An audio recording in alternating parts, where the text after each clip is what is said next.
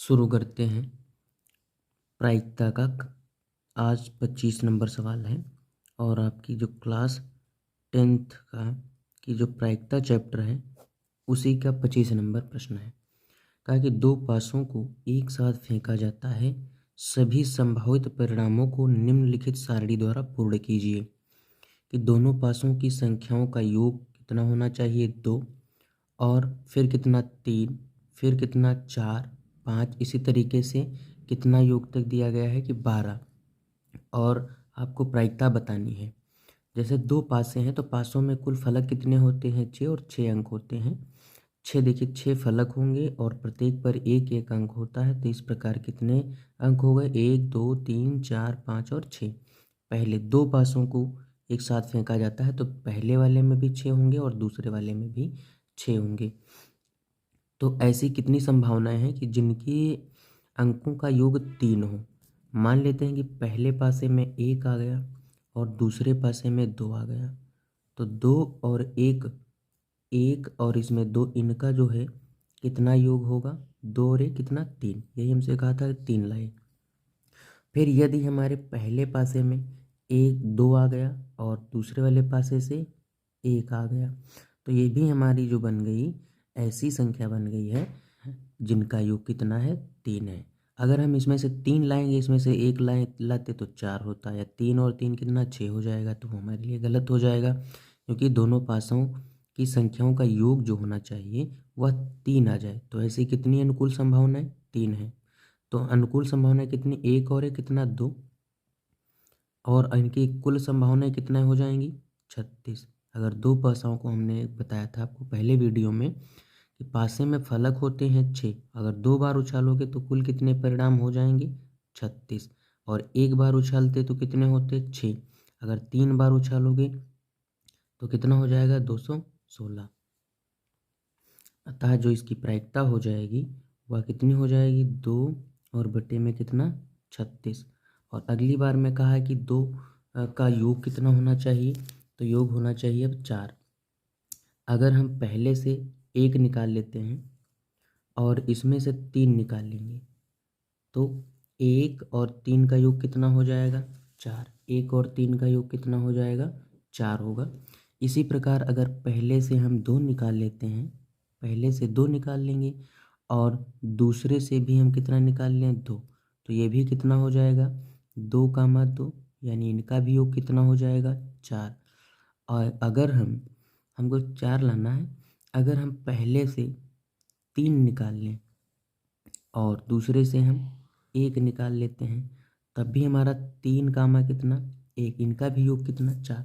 तो अनुकूल परिणाम कितना 1 2 3, अनुकूल परिणाम कितना 3 हो जाएगा और कुल संभव परिणाम कितना होगा 36। इसी प्रकार अब आगे हम देखेंगे कि आगे जो है दोनों पासों की संख्याओं का योग 5 होना चाहिए। अगर पहले से 1 हो गया और दूसरे से हमारा 4 हो गया, तो 4 और 1 कितना हो जाएगा 5, यानी 1 कामा कितना 4, 1 तो हमारा ये बन गया।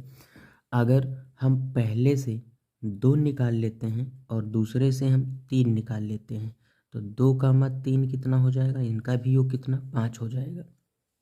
अगर पहले से 3 निकाल लें और अगले से हम 2 निकाल लेते हैं, तब भी 3 कामा 2, इनका भी योग कितना 5 हो जाएगा। और पहले से 4 और अगले से हम 1 निकाल लेते हैं, तो 4 और 1 कितना 5 हो जाएगा। तो इस प्रकार जो अनुकूल परिणाम हो गए 1 2 3 और 4, और कुल संभव परिणाम कितने हो गए 36। ये हमारी क्या हो गई प्रायिकता हो गई। इस प्रकार अब अगला देखना है कि इनके अंकों का योग कितना होना चाहिए 6। कितना होना चाहिए 6 होना चाहिए। तो अगर हम पहले से 1 मान लेते हैं, पहले से हम कितना 1 ले लिए और दूसरे से हम कितना 6 लाना ना, दूसरे से हम 5, तो 1 कामा 5 ये कितना हो गया 6 हो गया। पहले से हम 2 ले लेते हैं और अगले से कितना 4, तो 2 कामा 4, ये इनका भी योग कितना हो गया 6 हो गया। इनका भी योग कितना हो गया 6 हो गया। अब आगे हम क्या ले सकते हैं, इसमें से हम 3 ले लें और इसमें से भी 3 ले सकते हैं, तो 3 कामा 3 मिल गया ना, तो इनके भी अंकों का योग कितना 6, क्योंकि 6 होना चाहिए, 6 हो गया। और आगे देखो, पहले हम 4 कर लें, 4 पहले वाले पास हम 4 और इधर कितना 2, तो इनके भी अंकों का योग कितना हो गया 6 हो गया। अब इधर अगर हम 5 ले लेते हैं और इधर कितना है 1, तो अंक कितना होना था 6, कुल अंक कितना होना चाहिए था 6 होना चाहिए था। तो 6 के लिए देखो, पहले से 1 हो गया, इधर 5 हो गया, तो 5 है कितना 6, फिर 2 और इधर 4, 2 4 कितना 6, इधर पहले वाले में 3 और दूसरे वाले में भी 3, 3 और 3 कितना 6, पहले वाले में 4 हो गया, पहले वाले में 4 और दूसरे वाले में 2, तो 4 और 2 6, पहले वाले में 5 और दूसरे वाले में 1, तो 5 है कितना 6, कुल परिणाम कितना होगा 1 2 3 4 5, तो अनुकूल परिणाम हो जाएगा कितना 5, और कुल संभव परिणाम कितना हो जाएगा 36, यानी 5/36 इसकी क्या हो गई प्रायिकता हो गई। अगली बार जो है अंकों का योग कितना होना चाहिए 7, तो अंकों का योग 7 होने के लिए पहले से अगर हम 1 ले लेंगे, पहले से 1 और दूसरे में 6, तो 6 कितना 7 हो गया, पहले में 2 और इधर दूसरे में 5, तो 5 और 2 कितना 7, 1, 6 और 2, 5, इनके अंकों का योग 7 हो गया। पहले में फिर 3, पहले में 3 और इधर दूसरे में कितना 4, तो 3 और 4 कितना 7, तो पहले में 4 और इधर कितना 3, तो 4 3 कितना 7, इधर 5 और 5 हो गया, और 5 और दूसरे में कितना 5, इधर और दूसरे में कितना 2, तो 5 और 2 कितना 7, पहले में 6 और इधर कितना 1, तो 6 कितना 7, कुल कितने हो गए जिनके अंकों का योग 7 है 1 2 3 4 5 6, तो यहाँ पर अनुकूल परिणाम कितना 6 और कुल संभव परिणाम कितना हो जाएगा 36। इसके बाद में आगे क्या दिया गया है कि ऐसे दो भाषाओं के अंक जिनके अंकों का योग 9 हो, तो 9 होने के लिए कितने हो जाएंगे देखते हैं ज़रा।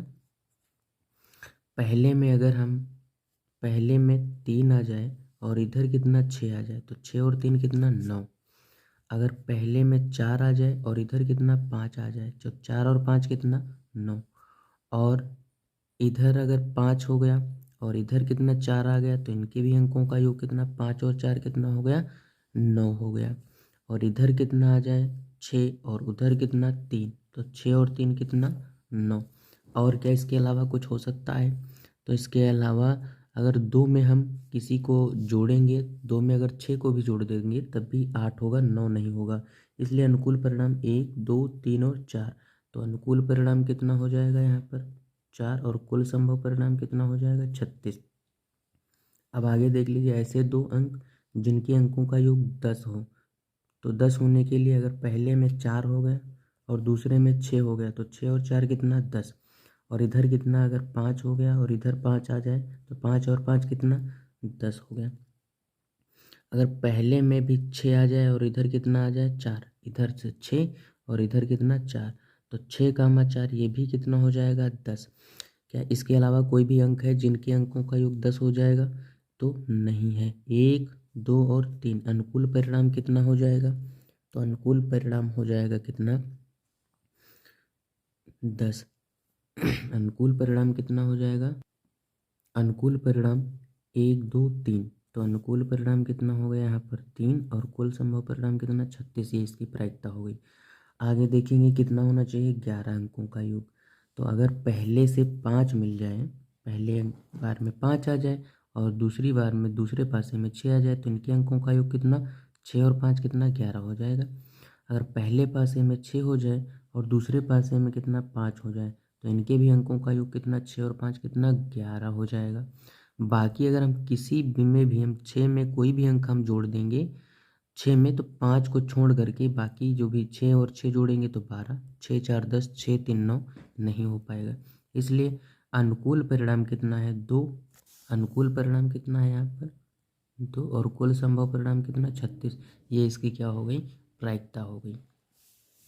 अगला प्रश्न कहा है कि एक खेल में 1 रुपये के सिक्के को 3 बार उछाला जाता है जाता है और प्रत्येक बार का परिणाम लिख लिया जाता है, तीनों परिणाम समान होने पर, अर्थात 3 चित या 3 पट प्राप्त होने पर हनीफ खेल में जीत जाएगा, अन्यथा वह हार जाएगा। हनीफ के खेल में हार जाने की प्रायिकता।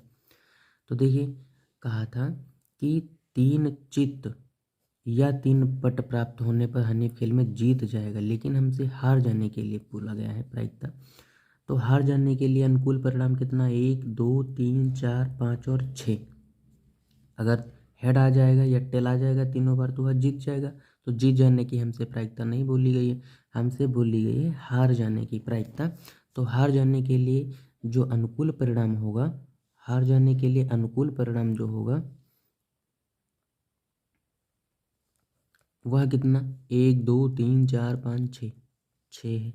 और कुल संभव परिणाम कितना है, तो कुल संभव परिणाम बराबर में कितना है, 1 2 3 4 5 6 7 8। तो कुल परिणाम कितना है, 8। तो इसलिए जो प्रायिकता हो जाएगी हार जाने की प्रायिकता, हार जाने की प्रायिकता, तो हार जाने की प्रायिकता अनुकूल परिणाम और बट्टे में कुल संभव परिणाम, 2 3 6 2 चौक कितना 8।